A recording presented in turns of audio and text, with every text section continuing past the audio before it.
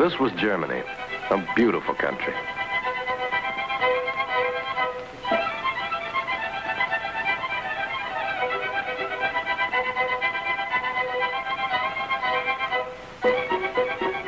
A historic country.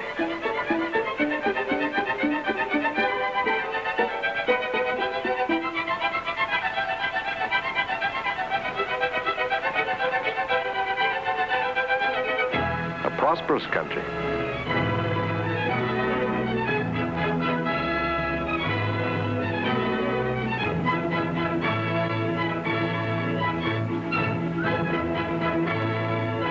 A modern country.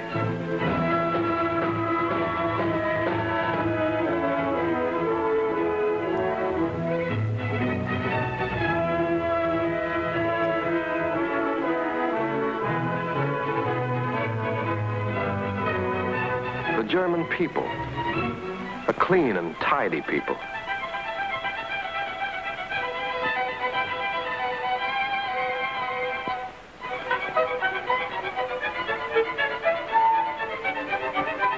An educated people.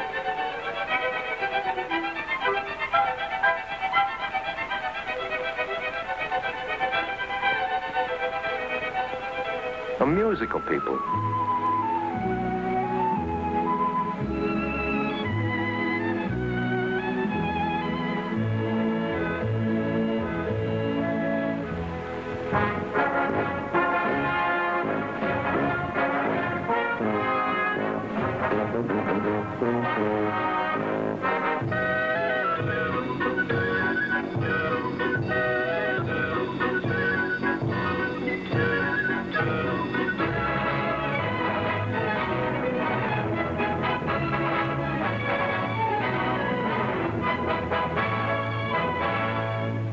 An industrious people.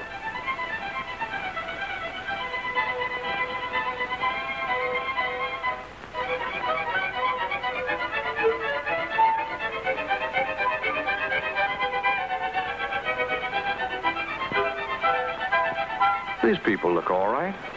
The mailman, the farmer, the cop. They all look pretty much like the folks back home. Holding down jobs, raising families, enjoying life. They certainly look like the kind of people we can understand. Or can we? A quiet, decent people who prepared 20 years to bring war into the world? A religious people who burn churches, imprison ministers, persecute the faithful? A kindly people who accept blood purges, pogroms, concentration camps? A gentle people who torture, starve, exterminate? These were men. They died in German concentration camps.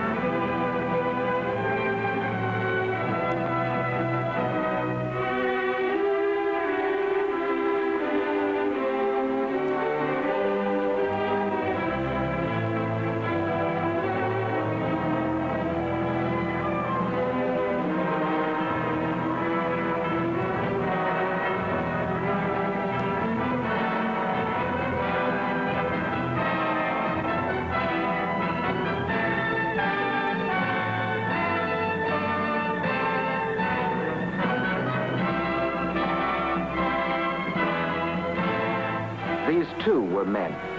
They did not quite die.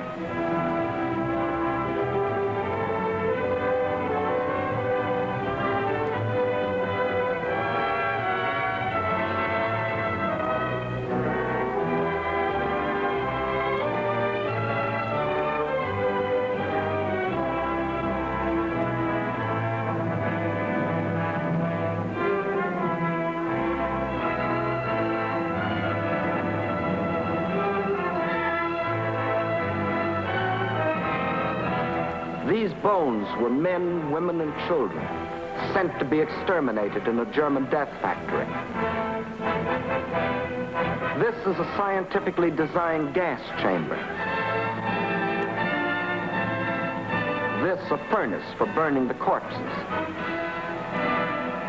This the clothing of the victims, which the Germans methodically salvaged. These the children's toys, carefully collected for the use of German children. These are objects of art made by German guards. Objects of art made of human skin. These were Poles, murdered by the Germans before they left Lublin. These were Italians, murdered by the Germans before they left Rome.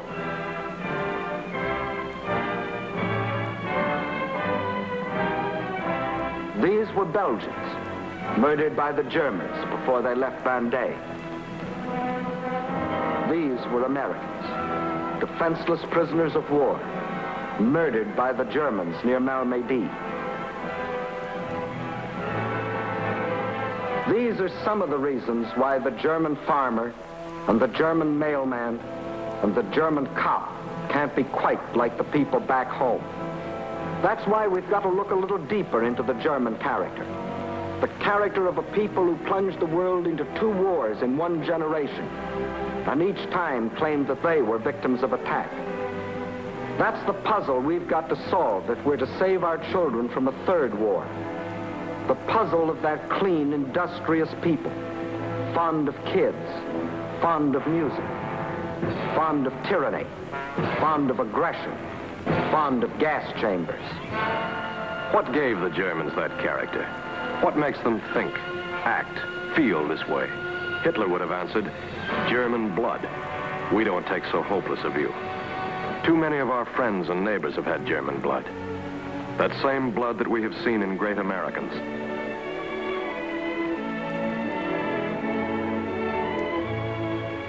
For what makes an American is not any special, precious sort of blood, but the tradition we have inherited. It's tradition, not blood, that patterns the way we think and act and feel. Our ancestors came here to escape tyranny. That's part of the American tradition. That's why no American can believe in any government that is not of the people, by the people, and for the people. They came to be able to pray in any way they wanted, or in any church they wanted. That's why freedom of religion is part of our tradition. In school, we learned that none of us is any better than any other American, or anybody else in the world for that matter. That there is no privileged few, that all men have equal rights. That's the tradition we were brought up in. At home, at school, among our friends, at our jobs. That is the tradition that has made us what we are. Now, what is the tradition that has made this man? How does it differ from ours? That's what we have to find out. These Germans were selected by Nazi cameras as ideal German types. Let's call one of them Carl Schmitt, a self-termed member of the master race who goose-stepped his way across an entire continent. His father did the same goose-step and followed the same road of conquest.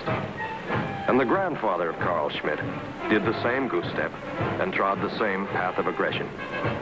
The same goose-step, the same will of aggression, the same lust for conquest. You knew their leader as Hitler. Your father knew the leader as the Kaiser. Your grandfather remembers Bismarck. You faced the Nazi menace. Your father's generation was threatened by the Huns. In your grandfather's day, there were the Prussians. The Nazis, the Huns, the Prussians. 3 different names for 3 generations of Germans, attempting to inflict their will upon others by force. 3 generations following a tradition so different from ours. Let's go back even further and see how this tradition began. 150 years ago, there was no single country called Germany. Instead, a loose conglomeration of 300 little states without a common history, religion, or literature. In America, even at that time, we were living under the democratic constitution we enjoy today. The British could look back on hundreds of years of parliamentary government. The French had made their revolution in the name of liberty, equality, fraternity.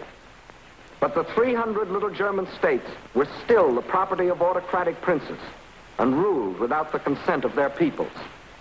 Not one had a constitution, not one had a parliament, not one had freedom of speech or of the press or of assembly.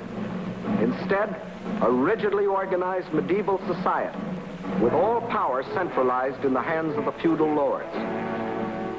The prime example of this was Prussia, the most aggressive of the German states, where the Junkers, the military caste of landowners, ruled their peasants with iron discipline.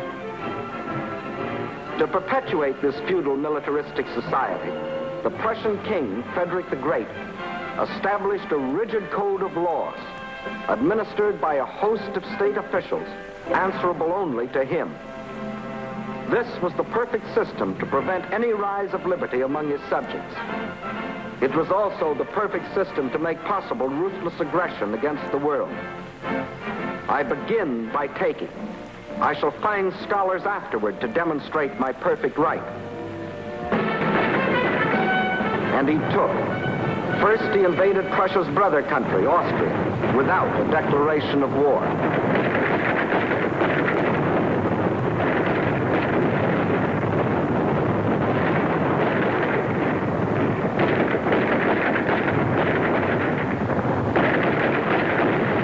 Result, victory.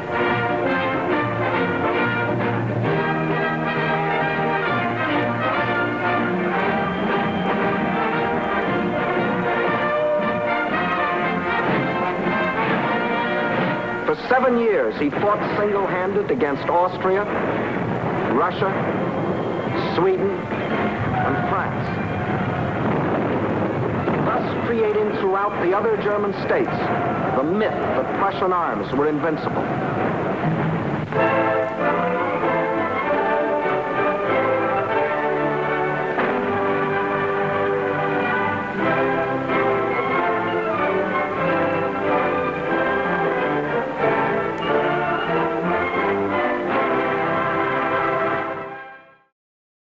In 1786, Frederick died, but Frederick's state and Frederick's dream of conquest lived on, nurtured and developed by the Prussian militarists, who regarded each war as only one campaign in an unending war for Prussian supremacy in Europe.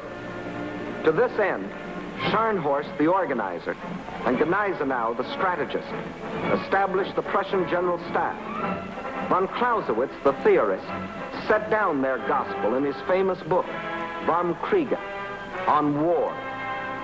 Just as Prussia has been fated to be the core of Germany, so Germany will be the core of the future German Empire of the West. Clausewitz's book became the Bible of the Prussian militarists. Conquered people shall be left with nothing but their eyes to weep with.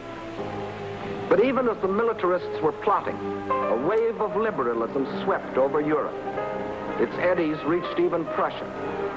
And ordinary men began to think for themselves and to demand what had long been accepted in America, England, and France, a constitution. The King of Prussia answered, "Never must a scrap of paper come between me and my subjects." A constitution, a scrap of paper. Some citizens determined on liberty went to the barricades. The machinery of the Prussian state went into action. The revolt died. The will to liberty was not strong enough within the people to defy the voice of authority. One result of which, men with a love of liberty began to leave Prussia and the other German states. In the next 30 years, 2 million of them came to find freedom in the United States alone, while their cousins, remaining behind, were molded into ruthless automatons, ready to follow blindly the will of a leader.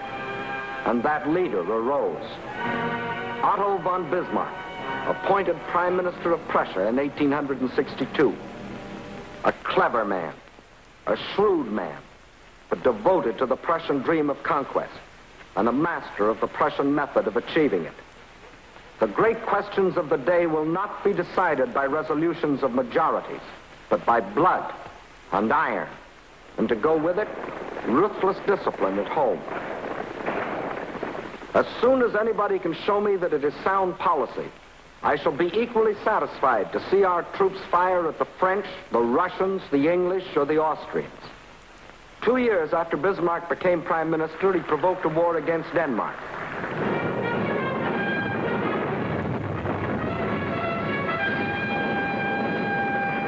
result, victory.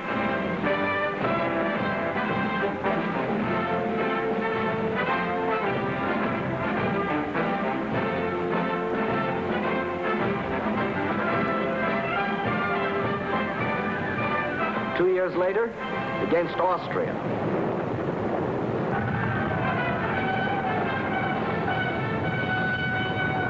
Result, another victory.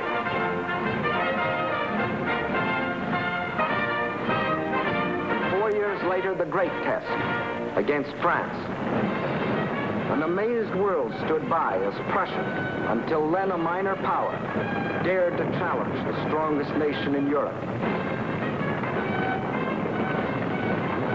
Result, another victory.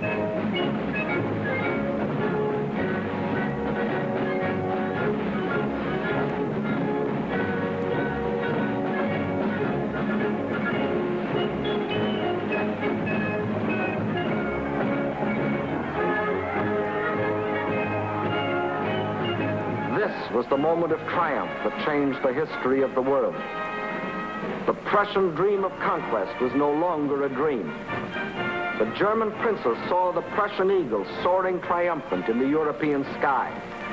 Now they clambered on the bandwagon and united under Prussian leadership to form the German Empire.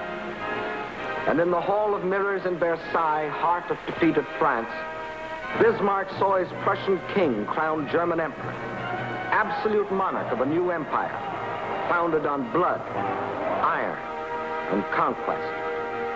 Its symbol, Victoria, emblem of victory. Not the Liberty Bell, not the Magna Carta, not Liberté, Égalité, Fraternité, not any symbol of freedom, but Victoria, the symbol of conquest. Thus, Prussia had created Germany, and the myth of Prussian superiority had become the myth of the master race. And if the Carl Schmitt of that generation had any worries about the liberties that had been denied him, they were now forgotten. In this moment of triumph, just to be a German was enough. In the newly created Reich, industry flourished as never before. The merchant fleet grew larger every day. German harbors were jammed with commerce, and German stomachs filled with beer and sausage. Germany had achieved unity, become rich. No other country threatened her. The world hoped for a peaceful, good neighbor. But the world had forgotten the Prussian tradition that Germany had inherited. A tradition not of peace and friendship, but of war and conquest.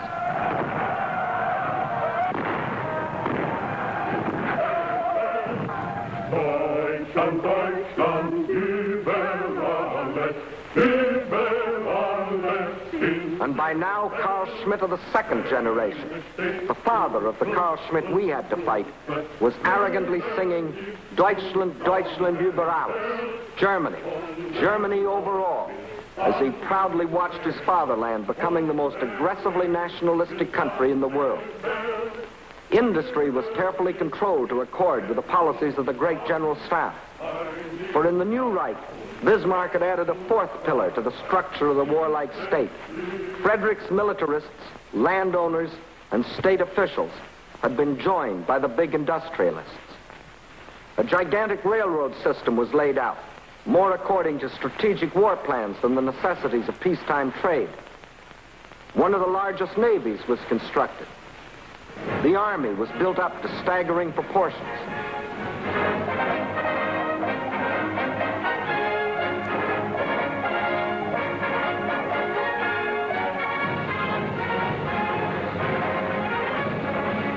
And the German officer was the idol of the nation, the personification of German ambition.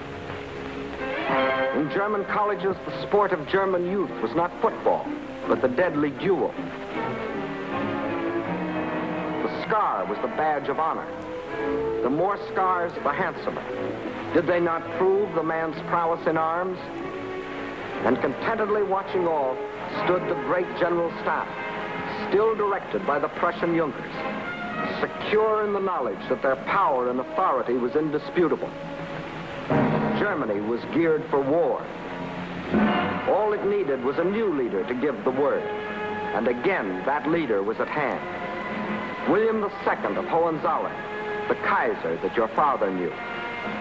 Not a shrewd, clever cynic like Bismarck, but a vain and arrogant braggart, yet a leader in the German tradition. We Germans like to bear arms, and we like the game of war. I shall enlarge your borders. And what did Carl Schmitt's father say to all this? A German spark has always ignited the fire. Soon everything will be aflame. Through one international crisis after the other, the Kaiser rattled his sword, loudly demanding Germany's place in the sun. In vain, the other powers proposed an international agreement for general disarmament. But disarmament didn't suit the plans of the German militarists, landowners, state officials, or industrialists. They wanted their own way, and their own way meant war. War, therefore, was inevitable. It only needed an incident.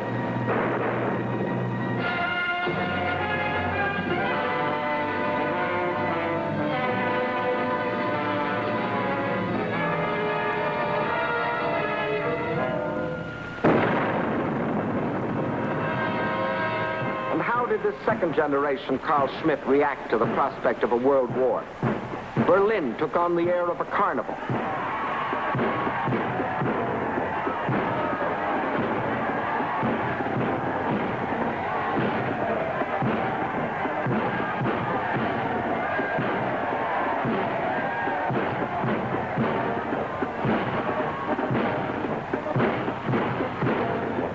Blindly, joyfully, the people cheered the Kaiser, eager to follow a leader on the renewed march to conquest.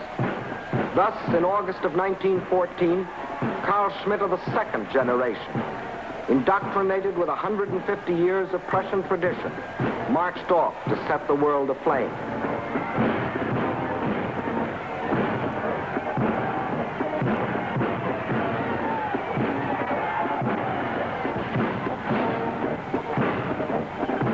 Had he not been taught, did he not believe that whatever Germany demands is right? Even when he marched through Belgium, dismissing a solemn neutrality pact as a scrap of paper. Even when German scientists developed poison gases in violation of international agreements which Germany had solemnly signed. Even when, in violation of all the agreed codes of war, German U-boats deliberately sent to the bottom unarmed merchant ships without warning. Thus, what his father had done to France, to Denmark, to Austria, this second generation Carl Schmitt attempted to do to the world. Our own President Wilson said, "I was, for a little while, unable to believe that such things would in fact be done by any government that had subscribed to the human practices of civilized nations."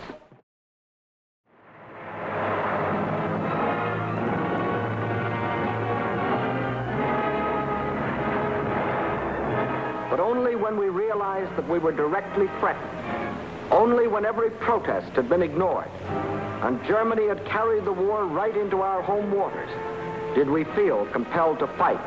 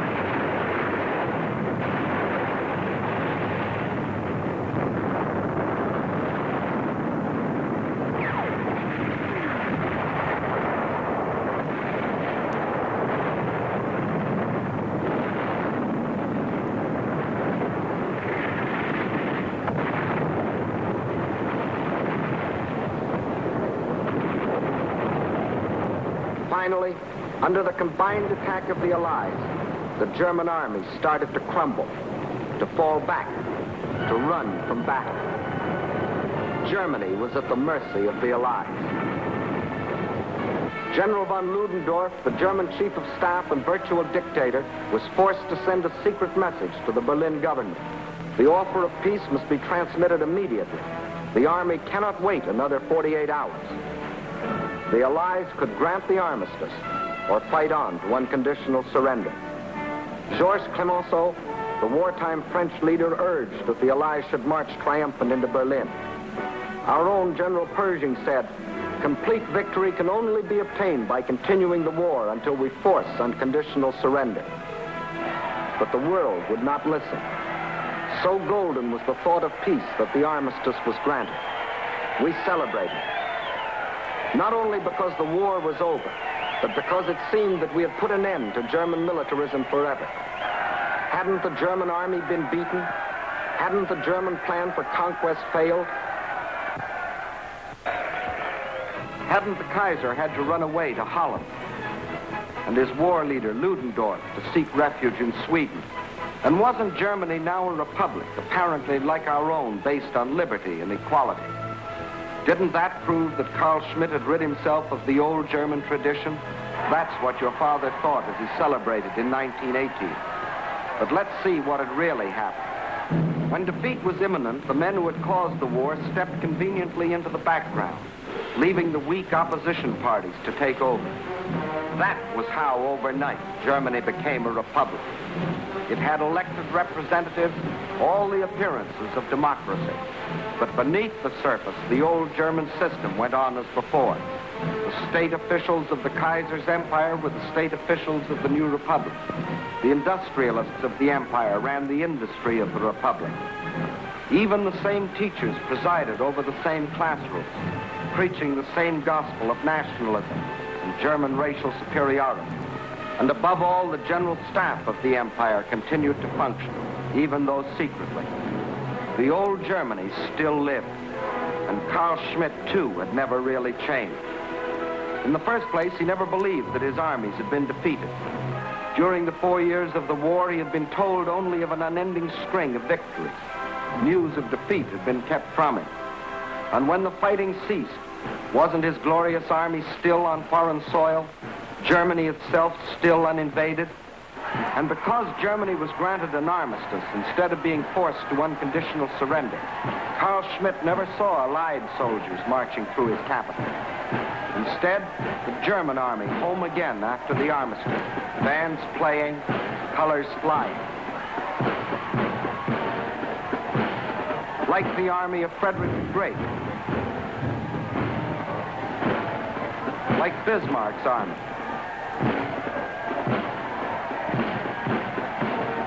Certainly not like a conquered army. Why then had Germany signed an armistice, Carl Schmitt asked himself. Why, a year and a half later, what he called the Shame Treaty of Versailles? Why was Germany, in his judgment an undefeated Germany, accepting the penalties of defeat? Bitter, sorry for himself, Carl Schmitt was looking for a scapegoat. He found one. The one the German war leaders had always planned that he should find. Carl Schmitt never blamed the men who had caused the war. Instead, he blamed the men who had signed the peace. Thus, in Carl Schmitt's distorted thinking, the ill-fated German Republic meant a bunch of traitors that had stabbed the fatherland in the back. And the general staff, the great landowners, the industrialists, the state officials smiled contentedly. Not only had they escaped blame themselves, but they had smeared the idea of democracy in Germany. It was a blow from which it would never recover. Carl Schmitt would go back to the old tradition, the tradition of Frederick and Bismarck and the Kaiser, the tradition of militarism and war. But wasn't the Versailles Treaty designed to prevent Carl Schmitt starting another war, even if he wanted to? By this treaty, the Germans agreed to disband the general staff, to limit their army to 100,000 men, to hand over their fleet, to demilitarize the Rhineland and coastal fortifications. They bound themselves never again to build an air force or submarines. And to enforce the treaty, Allied troops were to occupy the west bank of the Rhine, the Cologne sector for 5 years, the Koblenz sector for 10, the Mainz sector for 15. Further, there was the League of Nations, designed to prevent Germany or any other country from starting a war of aggression. Yet, only 20 years later, the Carl Schmitts of our generation were on their way again for another try at smashing the world into submission.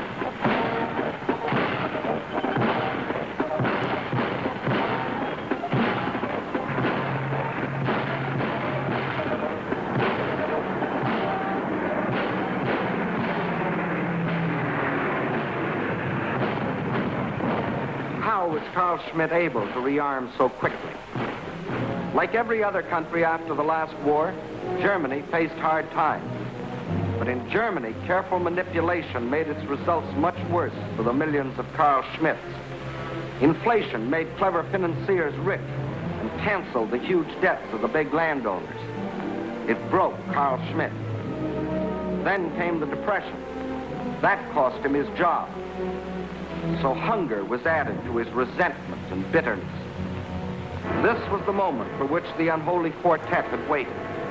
Now the militarists, the landowners, the state officials, the industrialists emerged from their self-sought obscurity. Their plans were ready. Now they went to work. "What is the cause of your trouble?" shouted Schacht of the Reichsbank. "The Treaty of Versailles." "Who signed the treaty?" asked the reactionary newspapers. "The Democrats." "And why are you starving?" said Krupp, the munitions king. "To pay for reparations." "Who started the war?" said the Crown Prince. "The French." "Who lost the war?" asked Hindenburg. "The Democrats, the Communists, the traitors." And Carl Schmitt listened. He was hearing the story he wanted to hear. He was the victim of a vast conspiracy, he told himself. The world was against him. Once again, he was being taught to hate. Once again, he was thirsting for revenge. And revenge was possible because the world allowed him to tear up the Versailles Treaty, clause by clause. Instead of enforcing it, we Americans refused to sign it and withdrew our army of occupation after only 9 months. The British, even though Germany was consistently violating it, pulled out after 5 years. The French made one final attempt to enforce the treaty and marched into the Ruhr. But this made them so unpopular in a world drenched with heartbreaking German propaganda that they withdrew sullenly behind their Maginot Line. Now, let's see what would have happened had the treaty been enforced. Without a general staff, Germany could not have planned World War II. From a demilitarized Rhineland, she couldn't have attacked France or the Low Countries. Without an air force, she could not have blitzed Britain. With an army of 100,000, she could not have attacked the Soviet Union. Without submarines, she could not have threatened our own Atlantic lifeline. But the Treaty of Versailles was not enforced. And as for the League of Nations, we refused to join it. And other countries paid it little more than lip service. So once again, the Germans began to march.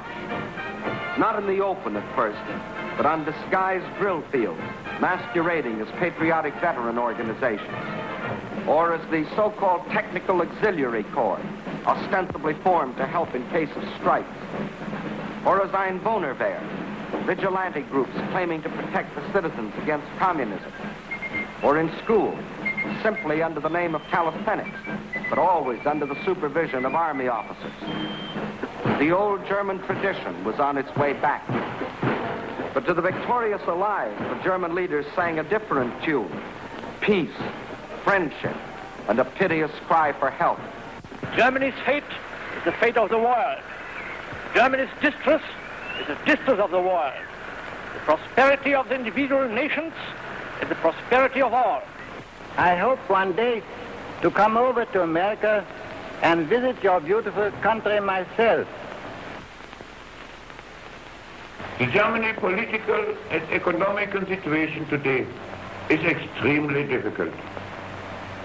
This is the result not only of having lost the World War, but above all the outcome of the fact that Germany's former enemies are oppressing her above endurance. And when the German leaders whined they were too poor to pay reparations, we believed them. Result? Not only did they not pay 1 penny, but they received additional billions granted them in loan. It didn't occur to most of us that they would use this money to build up their industry for another war. We began to sympathize with Carl Schmitt. Why should he suffer because his father started a war? Maybe the Versailles Treaty wasn't fair. Maybe the French had been too tough. Or maybe it was the British. Or maybe Wilson wasn't very practical. Once again, we were determined to see only the pleasant side of the German character. This clean and tidy people. This musical people. This industrious people. This historic country. This beautiful country. But behind this peaceful facade, the Germans prepared again for aggression.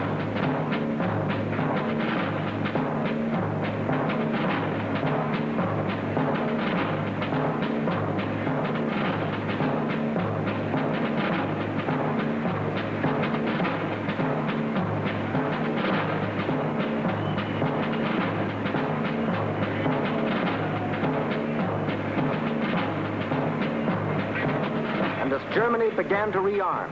Its leaders planned the death blow for the German Republic. True, they had already taken it over for their purposes, installing the aged von Hindenburg as president.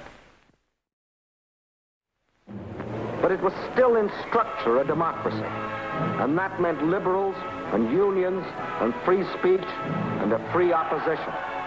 And the German leaders knew, as Frederick and Bismarck and the Kaiser had known, that you can't start ruthless aggression abroad without ruthless discipline at home.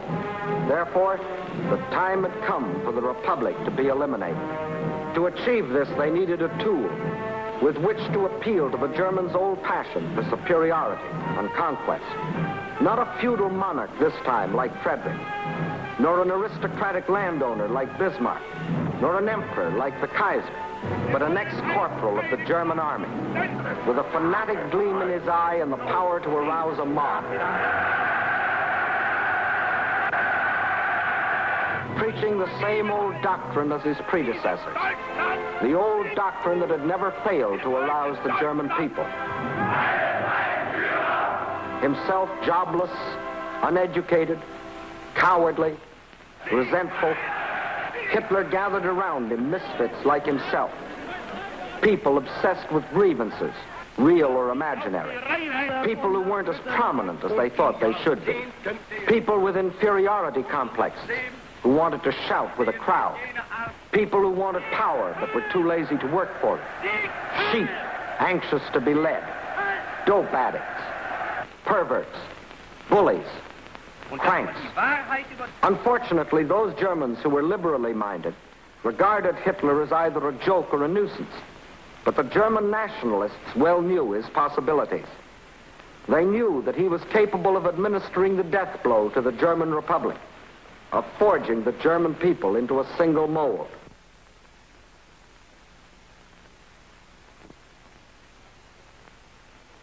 By the monarchists, who saw in him their chance to restore the Hohenzollerns to the throne, backed by big business, who saw in him their chance at economic domination of the world, backed by thousands of ordinary Germans, who saw in him their chance to strut as conquerors across the world. With the backing of all these groups, Hitler soared ahead, skillfully appealing to the German tradition, the old cry of the master race. The Nazis promised all things to all men. To the workers, they promised higher wages. To the employers, lower wages. To the tenants, they promised lower rents. To the landlords, higher rents. To the farmer, higher prices. To the consumer, lower prices. But most of all, they promised revenge on the world, that Germany would become its most powerful empire. Hitler knew his audience, and by 1933, the Nazis received more votes than any other political party, and von Hindenburg installed Hitler as its leader, as German Chancellor.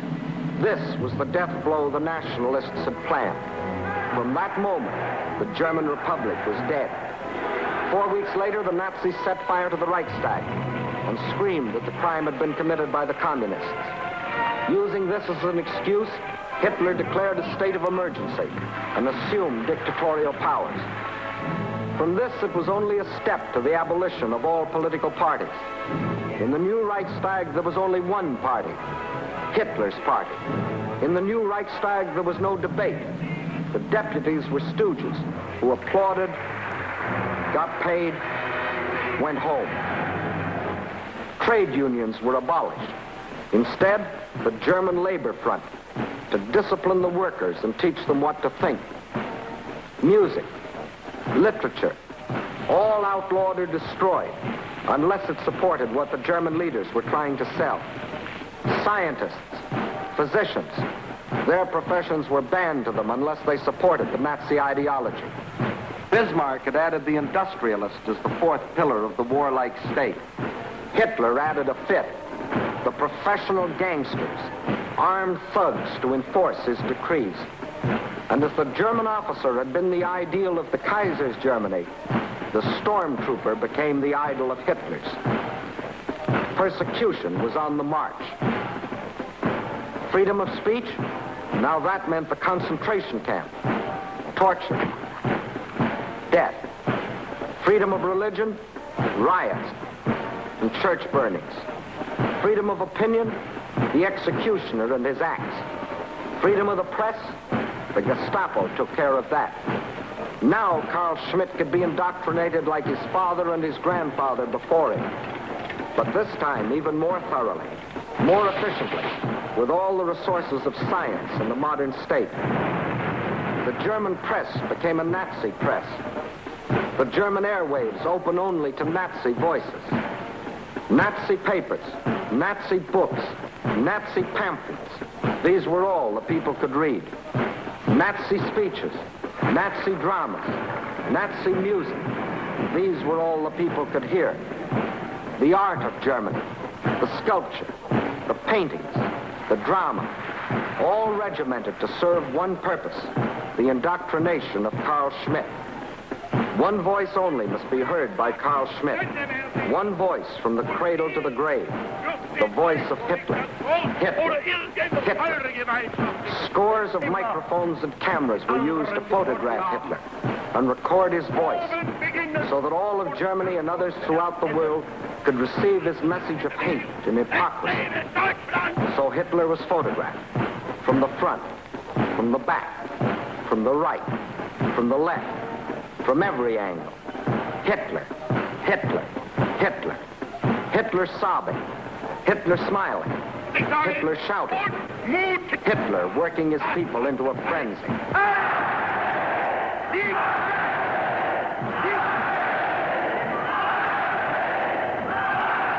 In my schools, a youth will grow up before which the world will shrink back.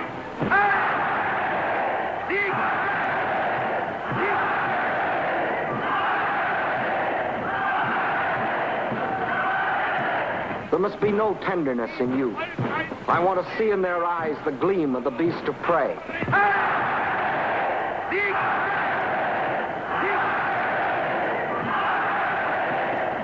Brutality is respected. I shall spread terror.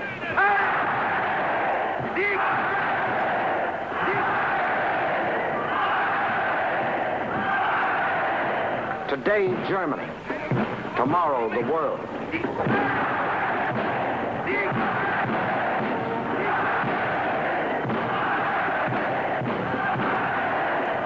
That's how Carl Schmitt got his soul. That's how the general staff, the big industrialists, the state officials, the landowners, the gangster chieftains, put their plans into effect and prepared Carl Schmitt for his generation's attempt to smash the world into submission. That's how Carl Schmitt was trained for conquest, just as his father was trained by the leaders of his generation, and his father before him. Each generation accepting and adding to the German tradition. The tradition of ruthlessness and medieval barbarism. The tradition of a master race. The tradition of German superiority. A false picture of the world inside German heads. These are some of the explanations for the murdered Poles in Lublin. The murdered Italians in Rome. The murdered Belgians at Bandé. The murdered Americans at Malmedy. And these are the reasons why, in our generation, nearly 30 million men have had to die. Because deep in the soul of Carl Schmitt has been planted the love of aggression and conquest. And unless that passion is uprooted, 10, 20, or 100 years hence, a new generation of Germans will find a new leader who will show them the way. How shall that be prevented? A sound beginning has been made. This time, things are being done differently. At the end of the last war, an armistice by negotiation. This time, unconditional surrender. Today, Carl Schmitt knows beyond the shadow of a doubt that he was defeated. At the end of the last war, German armies parading through Berlin. This time,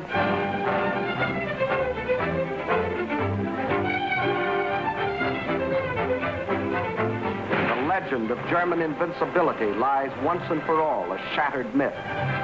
After the last war, the German General Staff continued to function. Today, not only the General Staff, but the entire German Officers' Corps will be dissolved, and they will be forever prevented from plotting another German attempt at world conquest. After the last war, German industry was unimpaired. Today, much of it lies in ruins, and such undamaged industrial plants as are permitted to operate will operate under Allied control. After the last war, the same state officials remained in office. Today, any Nazi is forever barred from having authority. After the last war, the Kaiser found refuge in Holland, and anyone else who thought they were in any danger ran away. Today, proven war criminals must answer for their crimes. After the last war, German education was untouched. Today, all Nazi doctrine has been destroyed. New textbooks prepared for German youth under our direction, not the Germans. After the last war, this small area of Germany was occupied. Today, every square inch is under the authority of Allied troops. At the end of the last war, this was the government of Germany. Today, this is the government. We have come to Germany not as liberators, but as conquerors. And this time we shall remain for 10 years, for 20, if necessary, forever. Carl Schmitt himself will determine how long. For we shall not leave until Carl Schmitt has come to realize that he himself is responsible for not only the past, but the future. We have rid him of Hitler and the General Staff and Nazism and militarism. But we have not rid him of Frederick and Bismarck and the Kaiser, of his history and his tradition. That he must do for himself. Until he does, he is still a potential enemy of civilization. Only when he does can he take his place in the society of man. Then and then only will the German farmer, the German mailman, the German cop be like the folks back home. Then and then only can beautiful Germany, industrious Germany, cultured Germany join the peaceful nations of the world.